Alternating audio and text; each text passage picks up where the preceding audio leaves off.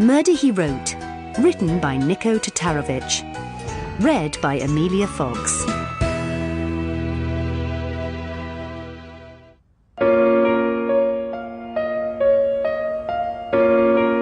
Pete and Denise were like one of those couples you meet at a wedding, hang around with all day, and then never see again.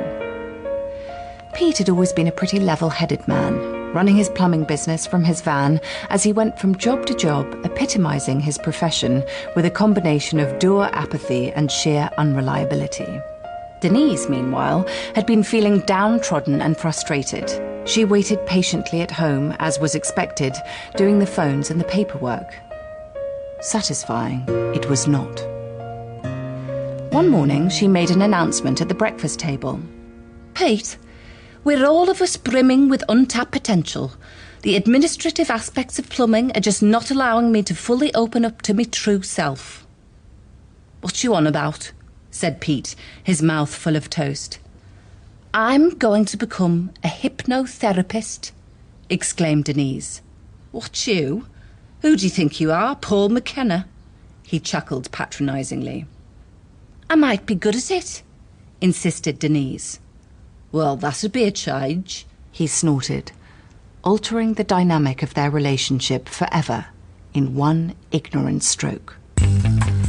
6 months later, things around Pete and Denise's house were very different. The spare room, previously a haven for unwanted Christmas presents and tasteless bedding, was now a flourishing alternative therapy practice. Pete's plumbing business, meanwhile, was going from bad to worse, and he was starting to feel frankly bitter about the parade of happy-clappy tossers now passing through his house on a daily basis. Ciao, I'm Luke. I'm here for 3 o'clock with your wife, said a total melt one grey morning. Oh, aye, replied Pete, crossing his arms as he always did when addressing a tosser. Yeah, she's helping me get in touch with my own fetal memories. Good for you, mate, muttered Pete. An hour later, standing in his own lounge in his own bleeding house that he paid for, Pete watched from the window as the particularly pathetic, floppy-haired Luke was leaving. Don't forget your fetal memories, you mug, he chuckled to himself. But the laughter soon faded as Denise seemed to give him an over-familiar squeeze of the hand as they stood outside. Steady on, mate, said Pete, noting that it had been the very same sort of squeeze Denise had once given him when they had each held their breath in anticipation, waiting for that fat geezer to win the One Before X Factor. Pete began to feel drunk with jealousy. But being a sensible sort, he tried to contain himself. That night in bed, he tried to broach the subject as gently as he could. "What's the name of that fella you had in today again?" he asked. "Oh, Luke," yawned Denise. "Luke, right. Seemed like a nice fella." "Yeah, he is," she confirmed, a touch too warmly. And with that, Pete turned around, swallowed his emotions whole, and went to sleep. That night, Pete's dreams were so cruel and vivid and paranoid that they conspired to wake him up. "Shh, you're having a bad dream, Pete. Go back to sleep," cooed Denise gently. Over the next few days, Pete tried hard not to let his suspicions bother him, but he was on edge and beginning to feel exhausted. In turn, he was becoming more unreliable than even the most cliched of plumbers and taking ever more frequent naps to deal with the stress, which was beginning to lose him even more work. One afternoon, Peter woke with a start in his favourite armchair. Denise towered over him, alarmingly dressed to the nines. "Where are you going?" he tried to ask casually. "I've just got to nip out for a couple of hours. There's a talk on at the library about hypnotherapy," she deadpanned. As Denise clicked the door behind her, Pete's eyes narrowed. He instinctively sprang into action and set off after her. He felt a mixture of excitement and shame as he tailed her. But both emotions were just a mild taste of what he was to feel next as he watched Denise giddily bounce up to Luke. She threw her arms around him, and as lovers do, they kissed. Meanwhile, 50 yards away, Pete's stomach turned and boiled while his fists tried to eat themselves. In a furious daze, he headed straight home, feeling terrible. He got straight into bed and fell into a deep, fitful sleep. The next morning, when Pete awoke, a curious feeling met him. The anger had subsided, and he felt amazingly focused. He could think of nothing other than beautifully executed revenge. An entire plan guaranteed to destroy Denise and Luke spread itself before him, fully formed. He knew exactly what he had to do. Pete set up a fake and untraceable email account with which to contact Denise, posing as Luke. The aim was to coax the cheating bitch into discussing the possibility of hiring an assassin to kill her pesky husband, so that Luke and Denise could cash in his life insurance and live happily ever after. All he really needed was written proof that she had met up with a hitman to discuss the potential job, and he could frame her for conspiring to murder. Easy. The first email he sent was cautious in tone. "My darling Denise," he typed, trying to affect the voice of a soft-bellied prick who's never done a hard day's work in his life. "I think, to avoid detection, we should use these secure email addresses to correspond with each other on an electronic basis. Ciao, Luke." He waited nervously for a reply. "My darling Luke," she replied, "I think you're right. Pete is acting strangely at the moment, and we need to cover our tracks more carefully. Ciao, Denise." The sight of the word ciao coming from the woman he had so often eaten cheesy chips with rather sickened Pete. "What have you become, Denise?" he thought ruefully. Still, at least he knew she'd fallen for his plan. She clearly believed she was talking to Luke. Pete felt inspired, and frankly, he didn't know where he was getting such ingenious ideas from.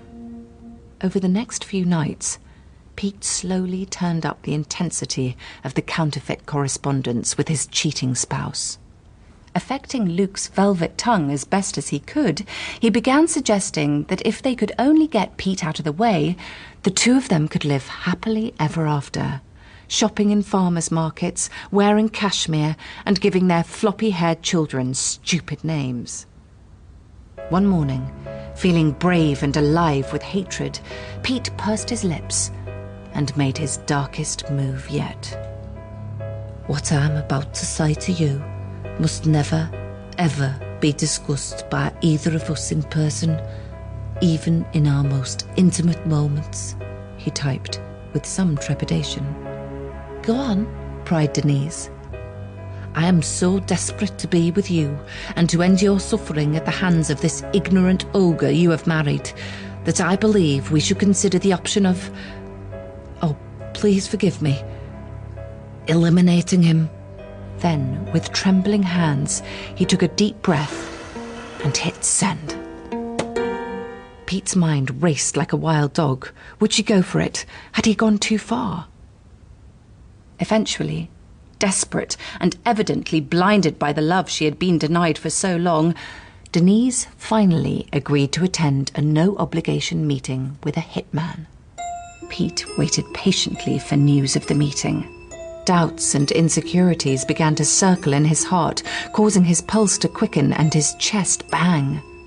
He felt he couldn't possibly cope with the implications of what he was doing, and, as had now become almost habit in times of stress, he fell into a deep sleep.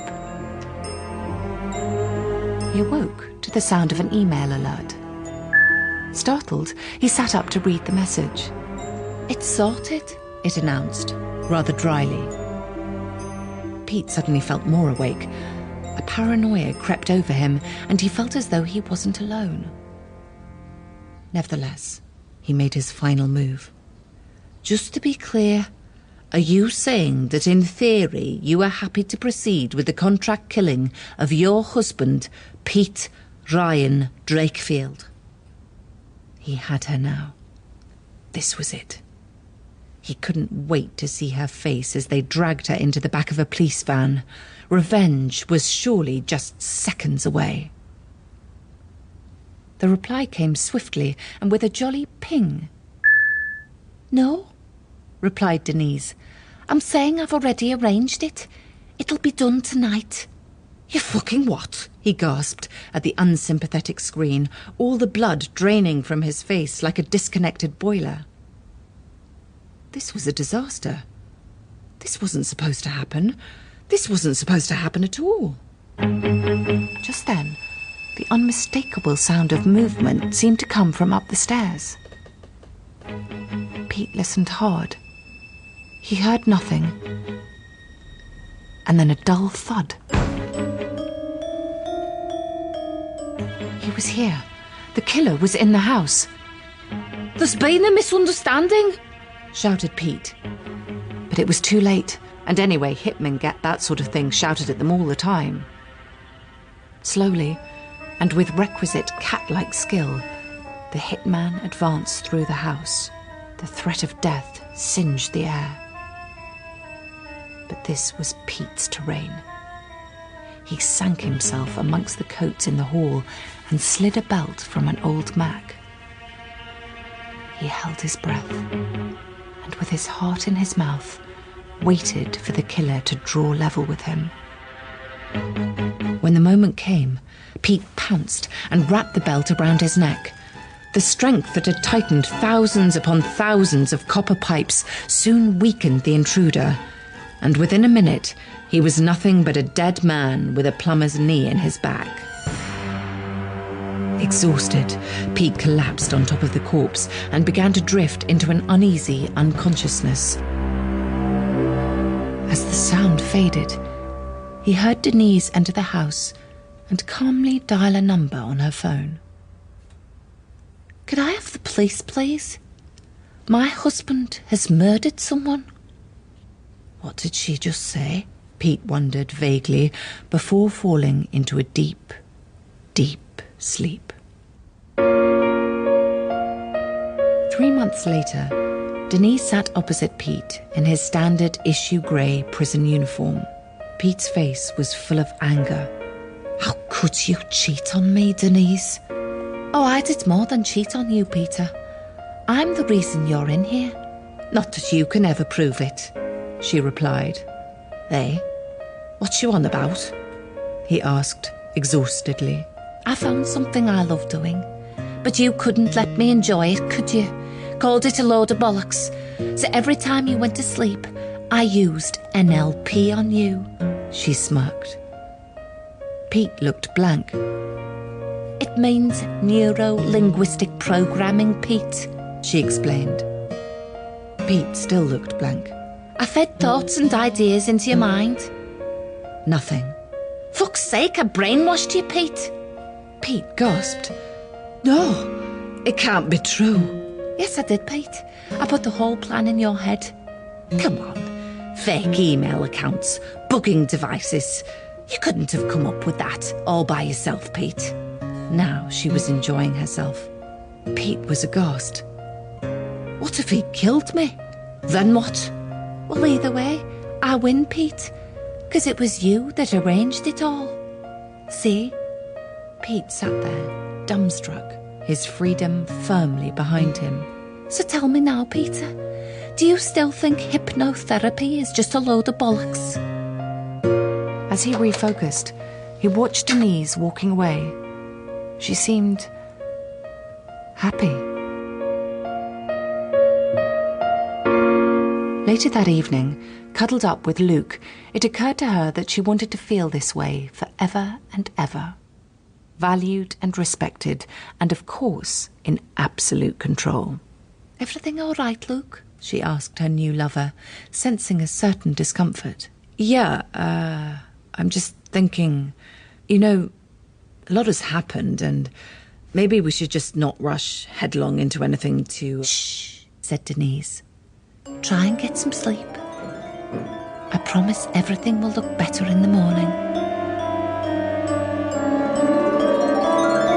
Well, wasn't that thrilling?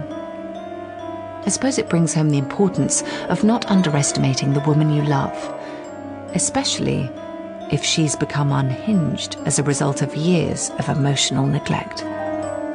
Goodbye.